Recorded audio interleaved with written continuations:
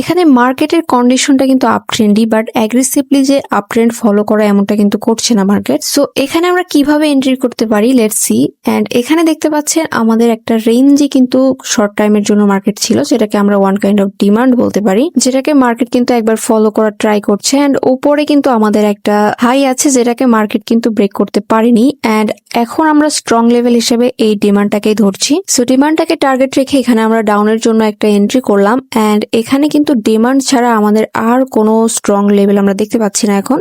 So এটাকে আমরা target নিচ্ছি। সো মার্কেটের নেক্সট টার্গেট হচ্ছে ডাউনে আসা এবং এই ডিমান্ডটাকে টাচ করা। এন্ড এটা কিন্তু আমাদের স্ট্রেট ফরওয়ার্ড একটা ডিমান্ড, এন্ড যেটাকে মার্কেট একবার কিন্তু টাচও করেছে। এন্ড এটা যেহেতু একটা রেঞ্জি টাইপের একটা আপ ট্রেন্ড, তো এখানে এগ্রেসিভ মোমেন্টাম কিন্তু খুবই কম দেখা যাবে। সো এখানে ছোট বড় ক্যান্ডেল হয়ে কিন্তু মার্কেট যাওয়ার ট্রাই করবে। এই সিচুয়েশন গুলো ভালোভাবে হ্যান্ডেল করার জন্য বেস্ট হয় এখানে আপনার লং টাইমে এন্ট্রি নেন, লাইক 5 মিনিট। এন্ড সেই সাথে আমাদের ট্রেডটা কিন্তু প্রফিট।